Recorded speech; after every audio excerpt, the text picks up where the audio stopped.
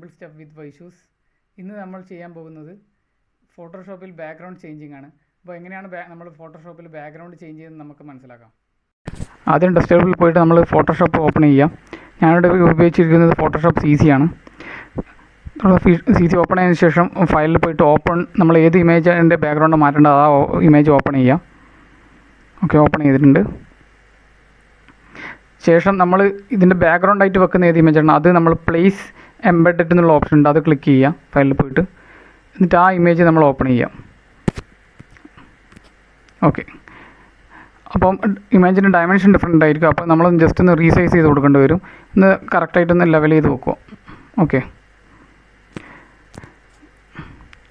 ശേഷം നമ്മൾ ബാക്ക്ഗ്രൗണ്ടിൽ നിന്നുള്ള പോസ്റ്റ് മാറ്റി അതൊന്ന് അൺലോക്ക് ചെയ്യണം. ഡബിൾ ക്ലിക്ക് ചെയ്തിട്ട് ഒന്ന് അൺലോക്ക് ആക്കുക. എന്നിട്ട് പിക്ചറിൻ്റെ പേരൊന്ന് മാറ്റിയിട്ട് ബാക്ക്ഗ്രൗണ്ട് കൊടുക്കുക. നമുക്കൊന്ന് മനസ്സിലാക്കാൻ വേണ്ടിയിട്ടാണ് ബാക്ക്ഗ്രൗണ്ട് എന്ന് കൊടുക്കുക. അത് നമ്മൾ ഏതാ ബാക്ക്ഗ്രൗണ്ട് ആക്കാൻ ഉദ്ദേശിച്ചത് അത് ബാക്ക്ഗ്രൗണ്ട് എന്നുള്ള പേര് കൊടുക്കുക.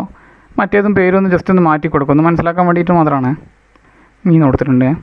അതിന് ശേഷം ഈ മീനുള്ള ലെയർ എടുത്തിട്ട് നമ്മൾ ബാക്ക്ഗ്രൗണ്ടിൻ്റെ മുകളിലേക്ക് കൊണ്ടുവെക്കുന്നു. ഓക്കെ, അപ്പോൾ ഇതാണ് നമുക്ക് ഫ്രണ്ടിൽ വരേണ്ടത്, മറ്റേത് ബാക്കിലും വരേണ്ടത്. ഓക്കെ, അതിന് ശേഷം സെലക്ട് എന്നുള്ള മെനു കൊടുക്കുക. ശേഷം അവിടെ സെലക്ട് ആൻഡ് മാസ്ക് എന്നുള്ള ഓപ്ഷൻ അത് ക്ലിക്ക് ചെയ്യാം. അപ്പോൾ ഇതിവിടെ ഓൾറെഡി ഒരു ഒനിയൻ സ്കിൻ എന്നുള്ള രീതിയിൽ സാധനം ഒരു ആക്റ്റീവ് ആയിട്ടുണ്ട്. അത് 50% ബൈ ഡിഫോൾട്ട് 50% ഉണ്ടാവും. അതിന് ശേഷം സെലക്ട് സബ്ജക്റ്റ് എന്നുള്ള ഓപ്ഷൻ ഉണ്ട്, അത് ക്ലിക്ക് ചെയ്യാം. സെലക്ട് സബ്ജക്റ്റിന് ഓട്ടോമാറ്റിക്കലി നമ്മളും ചെയ്യണം, നമ്മൾ ഓട്ടോമാറ്റിക്കലി സെലക്ട് ആവും ഈ സബ്ജക്റ്റ് എന്നുള്ള ഞാനാണ് ഇവിടെ സബ്ജക്റ്റ് ഇട്ടുന്നത്, അപ്പോൾ ഓട്ടോമാറ്റിക് സെലക്ട് ആവും. ശേഷം ആ വ്യൂവിൽ പോയിട്ട് നമ്മൾ ബ്ലാക്ക് ആൻഡ് വൈറ്റ് എന്നുള്ള ഓപ്ഷൻ ക്ലിക്ക് ചെയ്യാം. അപ്പം ബ്ലാക്ക് ആൻഡ് വൈറ്റ് ഓപ്പൺ ആയിട്ടുണ്ട്. അപ്പോൾ അവിടെ ഒന്ന് നമ്മൾ ലെവലാക്കി എടുക്കും, ഒന്ന് സ്മൂത്ത് ലെവലാക്കുക. ഫെദർ കൊടുക്കേണ്ട ആവശ്യമില്ല, കാരണം ഫെദറിൻ്റെ ഞാനിപ്പോൾ ഉപയോഗം യൂസ് ചെയ്യാറില്ല, കാരണം ബ്ലറാക്കുക ചെയ്യാം. പിന്നെ കോൺട്രാസ്റ്റ് കൊടുക്കുക. അപ്പോൾ അത്യാവശ്യം ഷാർപ്പായിട്ട് ആ ഇമേജിൻ്റെ എഡ്ജെല്ലാം കുറച്ചും കൂടി ഷാർപ്പായിട്ട് എന്നിട്ട് അതിന് ശേഷം ഓക്കെ കൊടുക്കും. അപ്പോൾ ഓട്ടോമാറ്റിക് ബാക്ക്ഗ്രൗണ്ട് മാറിയിട്ടുണ്ട്. ഓക്കെ, ശേഷം അതൊന്ന് ജസ്റ്റ് ഒന്ന് ഡ്രാഗ് ചെയ്തിട്ട് നമുക്ക് കറക്റ്റ് ഒരു പൊസിഷനിൽ വെക്കാം. ഓക്കെ, ഇപ്പം തന്നെ ഏകദേശം ഒരു ബാക്ക്ഗ്രൗണ്ട് ഇതുമായിട്ട് നല്ല ഏകദേശം മാച്ച് ആയിട്ടുണ്ട്.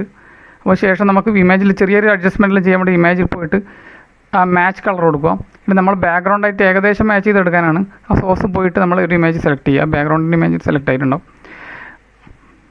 ഓക്കെ, എന്നിട്ട് നമ്മൾ ജസ്റ്റ് അവിടുന്ന് കളർ ഇൻറ്റൻസിറ്റിയും ഫെയ്ഡ്നെസ്സും കുറച്ച് ലൂമിനൻസ് എല്ലാം കുറച്ച് അഡ്ജസ്റ്റ് ചെയ്തിട്ട് ആ ബാക്ക്ഗ്രൗണ്ടിന് കണക്കായിട്ടൊന്ന് അഡ്ജസ്റ്റ് ചെയ്ത് വെച്ചാൽ മതി.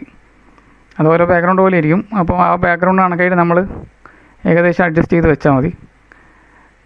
അപ്പോൾ നമ്മൾ ഇമേജ് കളറും അതുമായിട്ട് ബാക്ക്ഗ്രൗണ്ടായിട്ട് ഏകദേശം മാച്ച് ആവും.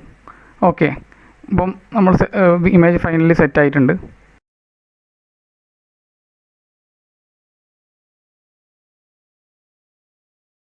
വീഡിയോ എല്ലാവർക്കും ഇഷ്ടമായി എന്ന് വിശ്വസിക്കുന്നു. ചാനൽ ഇഷ്ടമായെങ്കിൽ സബ്സ്ക്രൈബ് ചെയ്യുക. Thank you.